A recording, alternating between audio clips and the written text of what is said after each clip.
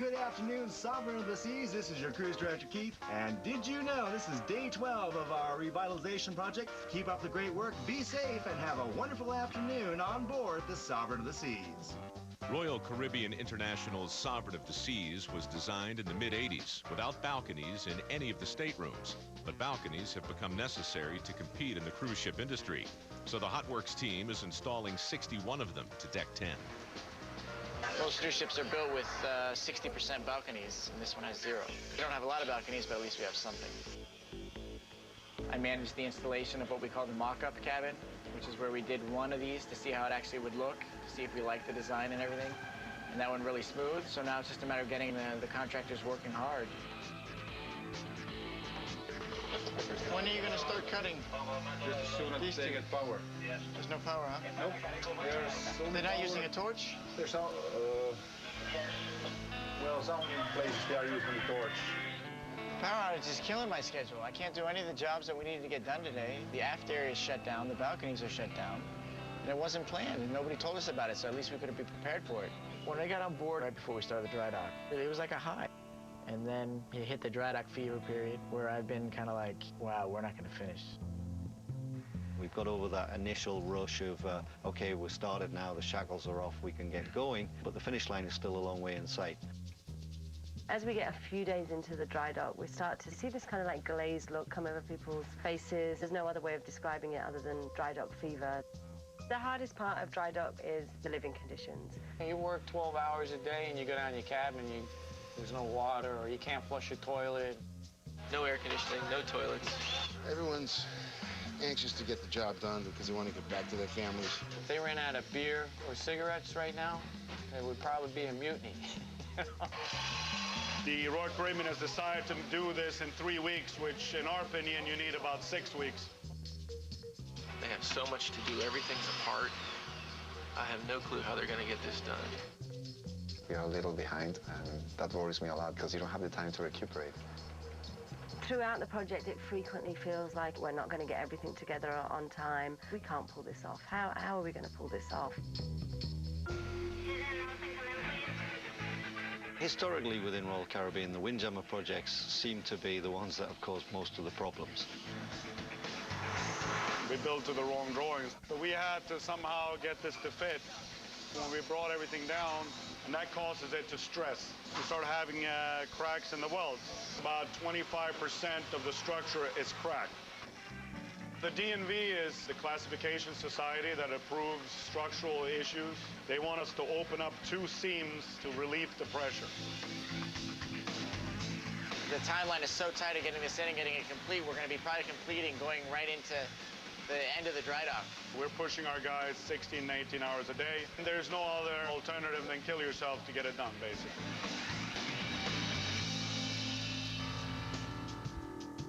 I'm getting nervous about at the end of the line. There's going to be things that haven't been done and finished, and I didn't do it because I didn't realize I needed to do it. That's been my biggest fear. So honestly, do you think we're going to be done? I can't say anything. I don't want to be the one saying that we're not going to finish. From my side, we need to know realistically what we could potentially be facing because we need a contingency plan. It's not about failure, it's about just being honest with the communication. At the rate it's going now, we're not going to finish. They can make it given they get this container at this time. But until we can determine whether that container is going to show up or whether they get those parts. We're just reaching the critical point in terms of timing, and we were right on schedule, but the materials showing up is what's been causing the delays. And obviously without the materials, we can't do the work. All right, super. Thanks, Christian. This container that's lost, we've been trying for almost a week to find it. It's just been one phone call after another. What I need you to do, I don't care if you have to drive up and sit in his damn lap. I'll call Raphael, and if they told him that, I'll give him a piece of mind, too. Listen. I'm trying to get to my first cigar, and by the end of the day, if I keep working on this one, it'll be on a 2 or 3 cigar day. Let's not get them pissed off at this point. They need to help us. When you go to a port the size of Miami and you say, we've lost a container, that's the honest truth. It's a physical item. If they can't find it, they can't find it. All right, as soon as you get that, email it to me. My email's up and operational. They're taking their time coming back from lunch today. As refurbishment specialist, I am responsible for the riding crew. I've got some missing people. Everybody eats every day from 11 to 12. The lines are long at lunch, so I don't really worry about 5 minutes, 10 minutes, 25 minutes, we have a problem. I am looking for those guys on Team 2 that were doing the painting. You haven't seen them? No. You know Team 2, right? You don't know. Do you know Team 2? I know them. Did you see them at lunch? Nobody knows them. They're phantoms. Okay, now I'm going hunting. I've lost a couple of my guys. Can you give me their cabin numbers? Let me just log in the computer. Only giving you this information because I know you are the boss.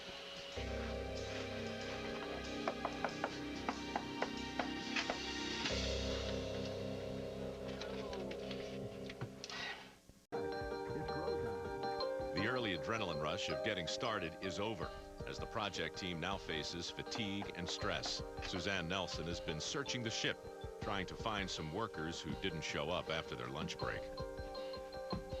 Okay, it's a problem. You're smoking in the room. It's against the rules. And you guys are 45 minutes late coming back from lunch. Amanda, this is Suzanne. Go ahead, Amanda. I have a big problem. Could you come to cabin 2043, please? Just hold it. Yeah, I'll do it. Hold it. So my guys don't report back at noon. Man, we're smoking up a storm and we're 45 minutes late. And when I open the door, the smoke assails me, so we got 2 issues here. So why did we not go back to work on time? I have no alarm clock. Uh-huh. I could not make the phone work for a wake-up call. The phone's not working? We gotta just wait. The phone's working fine. Guys, the phone's working fine. Okay, let's stick with the truth, okay? So the phone's working, you know how to make a wake-up call. I find it a little hard to believe that all 4 of you overslept and not one of you woke up and woke the others up. You're very late for work and you're violating the regulations on board by smoking in the cabins. If we catch you smoking in the cabins again, then we'll need to take disciplinary action. Okay? We understand the problem? Yeah? And if it happens again, then we'll... Sorry for that. Okay. All right, gentlemen, let's get back to work. Thank you. You're welcome. Actually, they have been so good for so long, it's probably my fault because I've been less tough about making them report in. Now the relationship that we've had, or we apparently had, you know, is different. Amanda, George Derby. Do you happen to have one of these hotel radios that we can leave down in the container down here? The container is my office. Normally, I don't have it nearly that good. It helps considerably to be able to get out of the sun, someplace to sit down at a desk, have a phone, and to be able to work right there. Oh, yeah, we got a spot for my little humidor. It's those first few puffs. They just calm me down. It's George Derby. Oh, don't you feel lucky now? I can hear the change in your voice already. The container was found. Hallelujah. Hey, Kevin, it's George. They found my container. The one that's been lost. All right, I will talk to you later. Bye. Yes, something's happening good.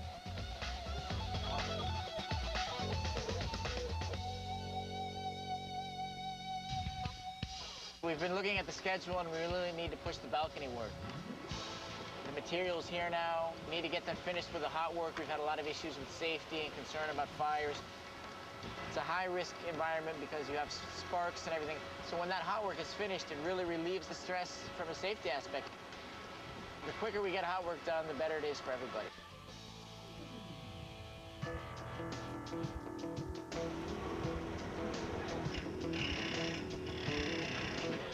Message to all fire teams, this is the captain. Message to all fire teams, stand by at your stations. Stand by at your stations. Shipping dry dock is a very vulnerable place to be, particularly when it comes to fire. When there is a fire and you hear a Bravo, I'm running to the scene. Where's it coming from? Fires, they are imminent. They will happen. I heard some discussion on the radio, and there has been a fire. It was detected on the bridge.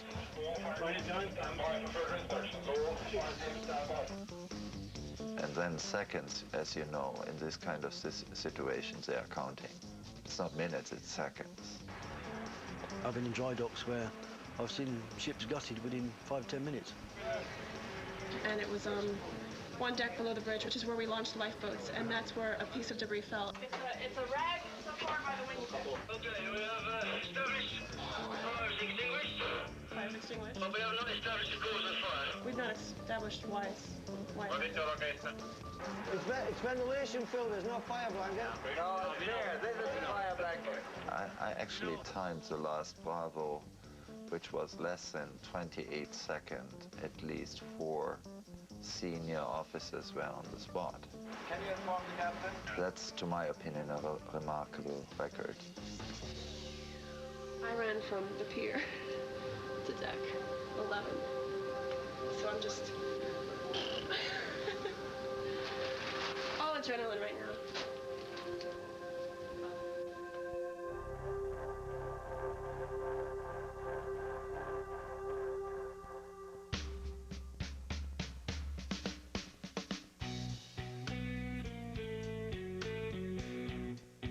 The cabins were prefabricated to save time, but now as we've been going through it, they've been making a lot of changes. There was a lot of design mistakes that they haven't checked or verified. Mika? What are these wires coming out? I'm just having trouble understanding it because it seems exceptionally high for the telephone, and I don't know what this is. Seems exceptionally big. The interior of the cabins has been somewhat of a struggle. We've run into a few issues with getting the work completed. How come we haven't got a ceiling up here? Come on, fellas. Let's get moving. The contractors and ourselves are working very, very long hours. We don't want people getting too tired that they make mistakes, because mistakes can cost us time. Presently, you should look at all these areas. They are starting now to get really beaten up already. Place looks a mess. The whole idea of building them in the factory is so you don't get any mess on board the ship. I don't know how we're going to get this done on time. It wasn't like this 24 hours ago. My concern is the passage.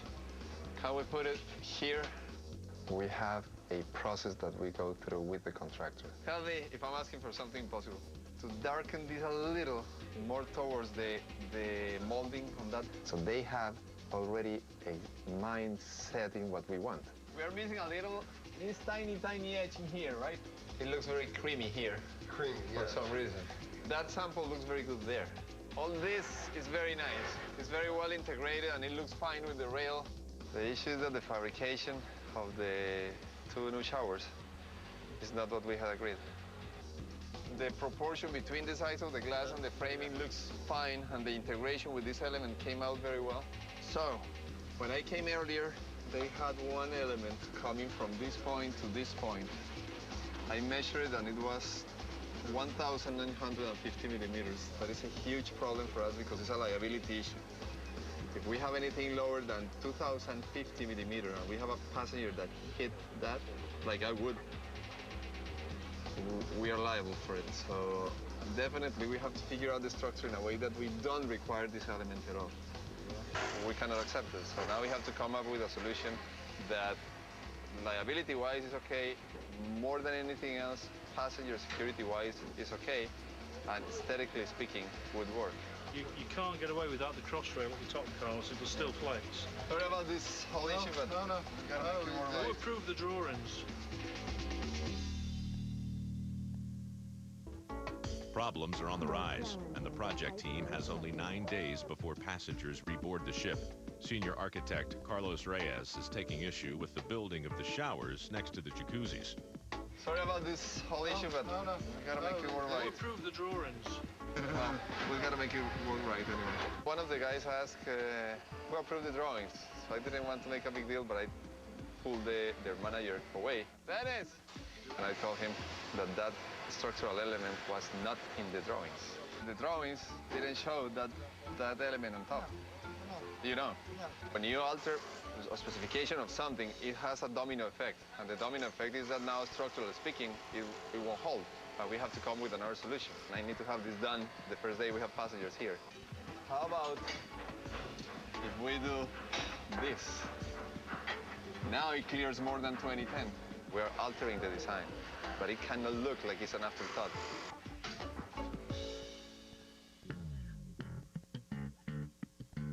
I came to Sovereign to see how the progress was going, or the maintenance of the lifeboats. But I also came down to have the ship from a different perspective, you know. I spent 6 years on the Sovereign now, and she has taken care of us for so many years, and she has been in service since '88. And every so often we have to do this to her and put her into dry dock and shine her up again. And 24 hours a day operation, and it's so intense, and it's a high-stress working environment. At the same time, it's a very tight community. We're living together, we work together. We don't have any way to blow off steam, you know. We have to deal with our issues every day, 7 days a week. You definitely get caught up with it. It's a lifestyle. Hard to understand unless you have done it yourself.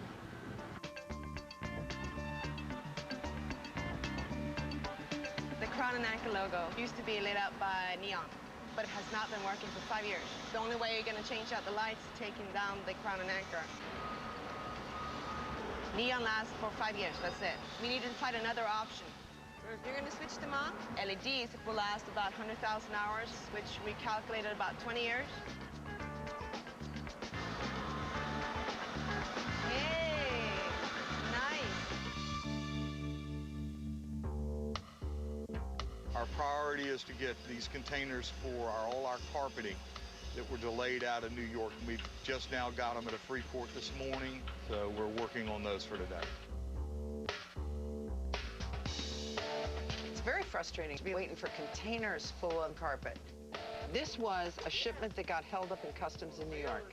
The shipment should have reached us in Port Everglades. We gotta get going here, guys. From the minute things settled down, we should have been working on the stairs. The stairs should never have been a factor in the last 10 days. But the carpet got here in the middle of the docking. I would like to be down this side with the landings done tonight. That would be my goal. 50,000 meters worth of carpet. It's a huge number.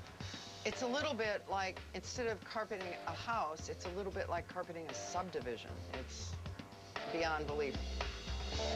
The dry dock fever phase is that you've been working really hard for over a week and a half, and they're not seeing their results, and they don't feel like anything's happening, and they start getting antsy. Is it going to get finished? Are they going to see it? You got to get past that and realize that it doesn't get that nice finished look until the very end.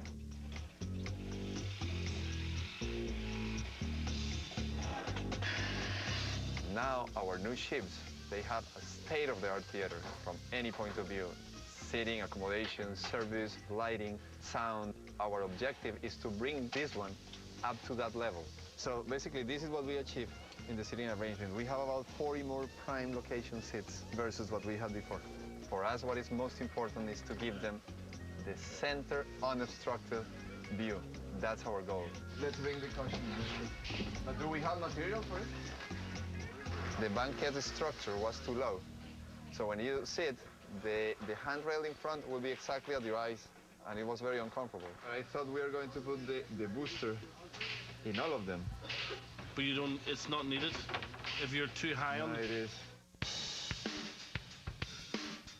We put some structure underneath to lift a little the seats. I want to see that the issue that we addressed with the height is being corrected.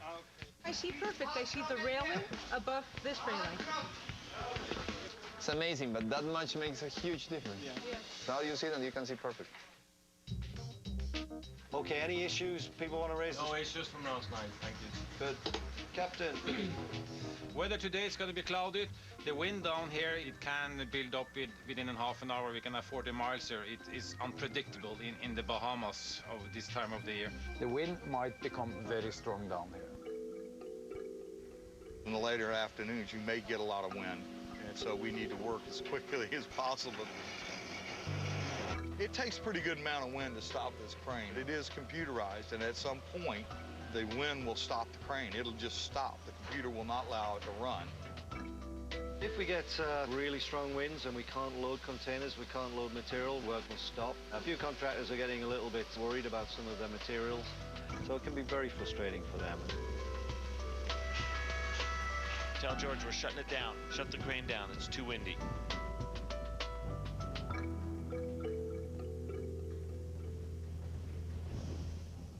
Freeport on Grand Bahama Island. The strong winds that caused several delays have finally died down, and the project team now has a precious 8 days to get the job completed. Got all excited last night because we thought we were getting carpet, but then the wind picked up and the crane stopped.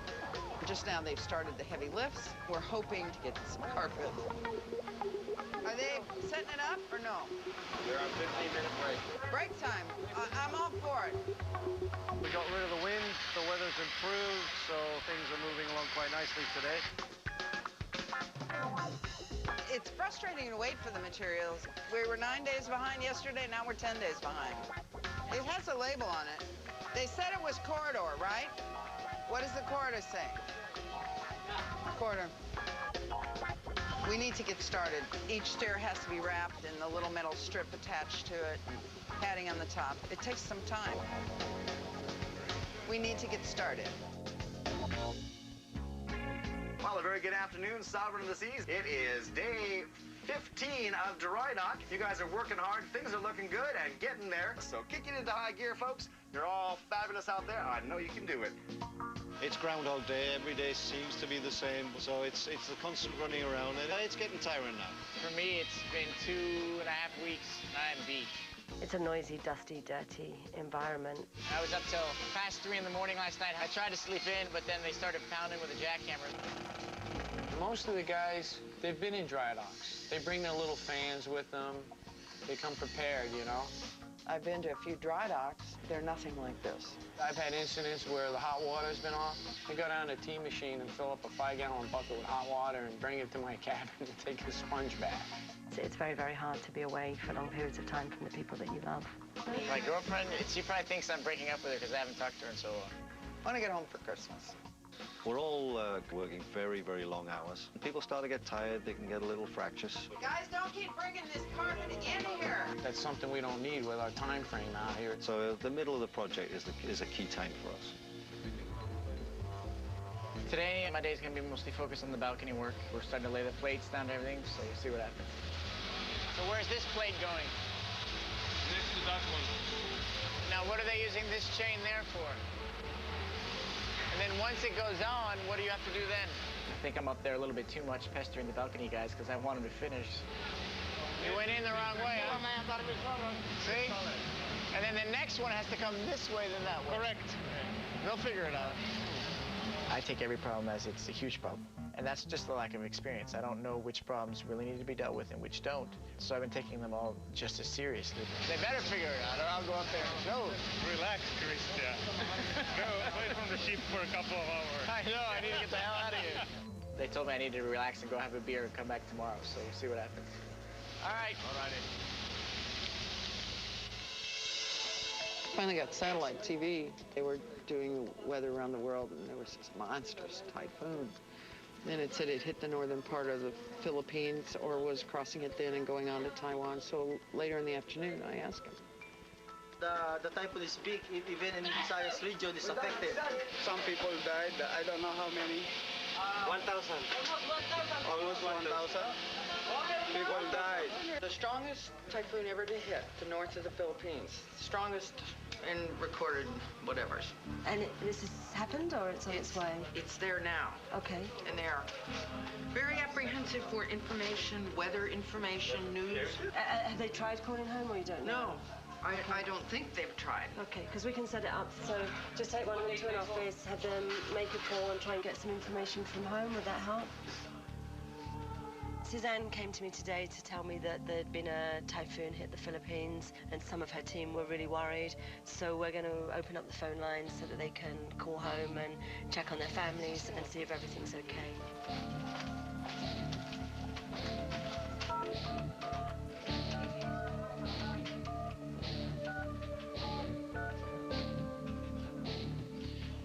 Okay, got my code, should go through.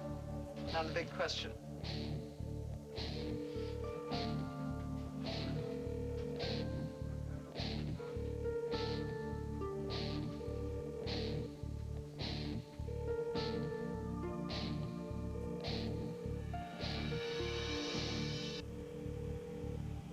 Members of Suzanne Nelson's Filipino riding crew are desperately trying to reach loved ones in the Philippines after they received news that a powerful typhoon swept through the country. No answer? The lines must be messed up. We'll try again tomorrow. Okay? Sorry, Adami. They're worried. I'd be worried.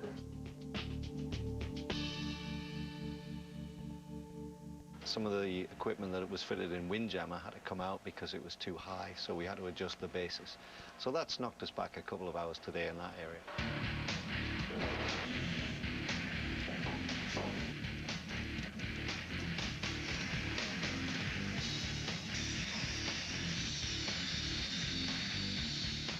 Windjammer is always going to look probably the worst because it's physically one of the largest spaces that we're doing the work in. So it's always been a challenge, and I think there are some people who visit the area and think it's going to be impossible, we'll never get it done. Push, push. Are this the riding crew who's helping, or they're from... our crew.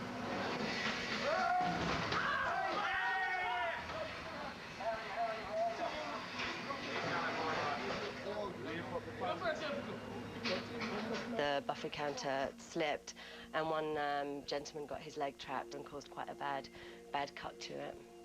Can you walk, or you want me to get a wheelchair up? It was right there, so I ran over to him, and he was trying to stand up and couldn't put weight on it, so I was trying to get him to put his weight on me. For some reason, he wasn't comfortable doing that, and two of the really strong bar guys came up, just picked him up and carried him to the elevator. So we all went down to the medical facility. Okay, I'm just going to gently move this. This you can move. Any pain if I do that? Yeah. Can you move the foot to the inside at all? Okay, we'll take an X-ray and we'll see. All right, Vilma, I think he's in good hands now. I know he's with you, so I'll leave you to it. Okay. All right. Initially, it was hard to see what he'd done and how badly he was hurt because he had trouble standing up and couldn't put any weight on it. But he actually just had a very bad cut. Fortunately, no breaks or anything. Yeah, captain off the ship. I'm going down to the lifeboats. Copy that. We're gonna take a look at the lifeboats. We're gonna have a full overhaul of the lifeboats as well. Repaint them and new canvas and check the engine and the release mechanism and the main engines and so forth. You're gonna be on time. Are we ready with the lifeboats on December the 6th? Yep, the paint's coming. No paint? No paint's coming. No paint? Yeah, it's regarding the paint. There is no paint. Mia is working on it. All right, copy that. I hadn't gotten to my first cigar yet today because I've been so busy looking for paint. 2 small boxes of all grip paint were shipped through Miami. Apparently somewhere along the way they're misplaced or shipped to another island, or they could still be sitting in a pile no one has found yet. We spent at least 2 hours this morning looking for his boxes, and we did not find them. So as far as I'm concerned, right now they're not on island, and I've asked him to reorder that paint. Well, the typhoon has now passed through the Philippines, but a lot of these people are without the ability to communicate with their families. There's really no way to do wholesale phone access. The only way is to use my passcode. So we're doing that on as long as I can stay awake basis. I'm gonna make 6 calls to the Philippines tonight. I'm gonna write a number down. And the person who guesses the number is between 1 and 50. Okay, give me your name and numbers. Okay, Jose, what's your number? It's amazing how much of the world operates on cell phones. The phones that these guys are trying to reach are by and large cell phones. And without power, the cell phones have lost their ability to receive signal. Taylor is what? Okay, everybody has a number. Here is the number. 24. 36. The following people get a free call to the Philippines tonight. Buenaventura. Yes.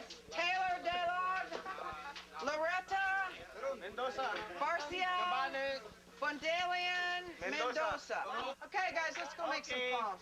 We have to go down to the facility manager's office. I think it'd probably be better if we waited out in the hall in case he does get his wife and he wants to say something sweet. Outside.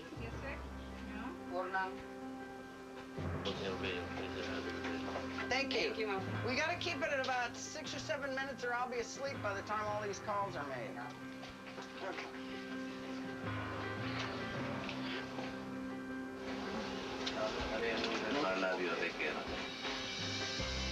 Thanks a lot. You're welcome. Everything is okay? Yeah, everything is done. Thanks a lot. Thanks a lot. Hello, tawagin mo si Mama mo. Hello, si Papa to. Tawagin si Mama. The most important things to my family and my kids. I have 2 kids, and this is my wife. I will show to the pictures, and this is my wife, and this is my babies. Suzanne came back to me to tell me that a lot of the Filipino crew had been able to make contact with their family and speak to them, and that some of their houses had been damaged, some of their crops had been lost, but their families were all okay. All the people at home were fine, so that was a big relief for everyone. This is your cruise director, Keith, coming at you live. We got something special planned for you. It is Crazy Hat Night on the back deck. When you're finished your shift, come on back, enjoy a few beers. Join the fun. We'll see you later. Back deck. Right now, I have to go make a hat. It's not a normal living situation. It's hot sometimes, there's no water sometimes, they're stressed out. We have to find a way for the crew members to let off some steam and relax.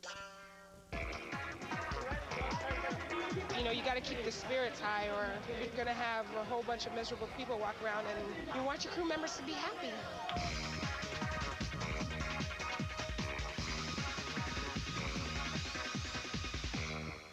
A few members of the team are heading ashore to go for a dinner in Port Lacaya, which is close to the shipyard. Everybody's worked pretty hard for the last 2 weeks. It's been a bit intense, so it's a chance to unwind for a little bit and just relax.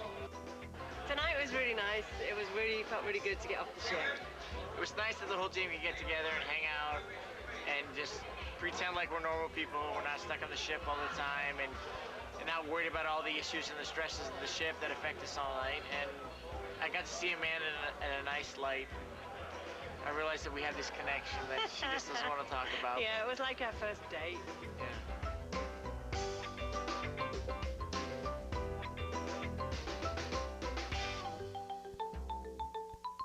I think it was good that we all got out. It's just a good break in the middle of the project so that we can laugh about this the next couple of nights and keep the momentum going into the final phase.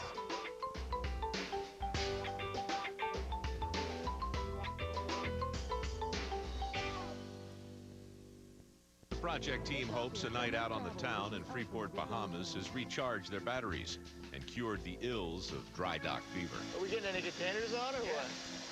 Because it's always... Well, come on, man. Were you there until we went to bed last night? Yeah. What was it, 3? 2:30, quarter to 3. Oh, man. It was fun. It was good. You can't do that every night, though, huh? Oh, no.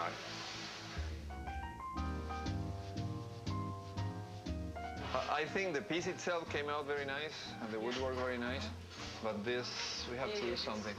Carlos, if you put it all the way up against the POS, there was an unequal Width, yeah. condition on this side, and it looked worse. That's clear. Do you think it would be possible maybe to make a filler? Sure. We have to check, then we have to relaminate this one all the way to the end. Why don't we set it back and make a quirk? Okay, deal. With 6 days left, it's always a nervous time because there's still so much to do. The time starts running down. We'll run out of tomorrows. There will be no tomorrows left. So it is important that we concentrate on getting things finished and being able to hand them back to operations. So this is going to be clean, right? Yes, yes. Okay, it's really deep cleaning. Yeah. Look at this. You want to see the tray.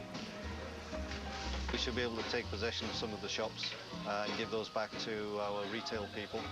So approved. Very, very nice, Jean, as always. Your turn. Thank you very much. I'm sorry it's not a very fancy pen. Thank you. Beautiful job as always. Thank you. Probably the nicest surprises of all is that the shops area were ready for inspection, which is a lot earlier than what I was thinking in terms of programming. So that was a very, very good surprise. And they did a very good job. It's very, very nice. In every single shop. Thank you very, very much. Oh, it's a pleasure. Thanks a lot. Thank you.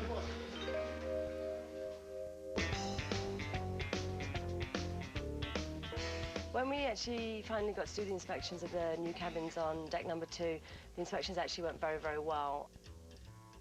I believe that the bed frames are the wrong size. The bed that was ordered isn't the right size, so they've already put in a new order, and we'll have those replaced before we put those into service. You want to see a major issue? Yep. Check out the signage that the boys put up. It's kind of cute. That wasn't the word I was looking for. Do we have a layout with the right numbers on? Yeah, but we might be missing the signs. It's 23 nice brand new cabins, which they can use. I think they'll be a good addition for the ship. Everything that's on this list is okay? They've been corrected. Everything's corrected. That's fine. If I get fired, I'm blaming you, Deborah. That's why you should have let me sign it. Yeah, exactly. This is Christian Compton. He's the one responsible for the drawings in this room. The IT department came out with the layout, but when they got on board, they realized when they took the ceilings down that there was this cooling unit above the computer. Can I put that under that? Why not? Because that's $500,000 and the whole ship goes to shit. You would like to... So this will be moved. No way. Come on. The AC unit was right above the computer that controls passengers and crew information. And we agreed that we put the new copper butt would be... Yeah, but he can't agree to that because he has been given clear instructions that all ships... And underneath that is coming plate. Doesn't matter. It could leak. No computer should be under any source of water. Especially that one. So why not put the rack here and just going around this direction? Do you have that much distance here? So we're trying to figure out how we can relocate the computer or relocate the air conditioning unit. So what was the size of the rack? 700. So we can't like move that one there and then just wants to move the unit. So what's the size, what's the length of this versus this? I'm truly concerned to get our computer room up and ready because we're at the deadline. Rearrange the puzzle. So now Dominic is going to make some changes in the room as far as cabling, and then they'll work out a solution that everybody's happy with. We've given this clock a reprieve about 3 times already, and it's had a stay of execution, so it's not going to be too long before it goes. It's an incredible piece of art, and it's an incredible mechanism, or at least it would be if it worked. The odds now to get it fixed are getting good because we have parts, which we didn't have before. I worked on the ship about 10 years ago, and the clock wasn't working then. It's never worked since the day it was put in the ship 17 years ago. I really have no idea what I'm getting into. But this is what I got. So the story of the clock continues. Carlos is now back with all the parts that he needs. 519732. Okay, this is the solenoid valve. Okay, let's see what this is. I think this is the actual timer. All kinds of people think they've got a plan to fix it. We've had a clock doctor come to look at it. He just looked and left, had no idea how it worked. Many have tried and failed to get this clock working, so we're all anxious to see whether Carlos and Christian can make it happen. Oh my, is this what we have to do? Uh-huh. It's getting interesting. So the timer, which is this, has a piece called A1. I wish him luck, but he hasn't got long. If it doesn't get fixed, the clock's got to go. This side here will run the hour hand, and this side in here will run the minute hand. It's 2 totally different systems. Start. The controller, what it does, it just sends an impulse of air at certain time. Okay. Okay. See this thing? Look what happens. See? That's all the work that it does, is this. If you try to push it back, it's almost impossible. And I put it here. Did you see? That's the whole thing. That's the whole principle. So now we know the cylinder works.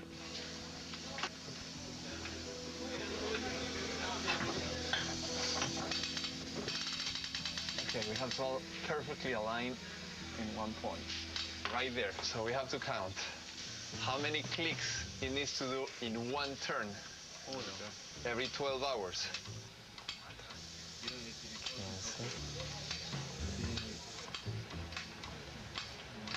Nine, and please tell me it's o'clock. Oh, 120. Exactly.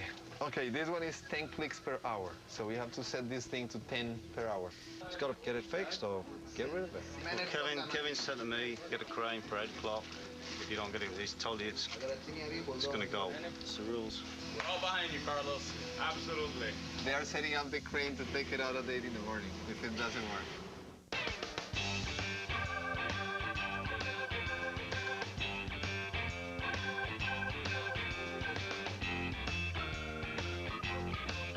Getting closer.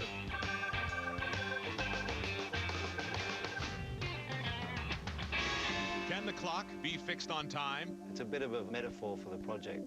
We can watch the clock and see if we can get the clock working. Maybe we can get the rest of the project working. Or will the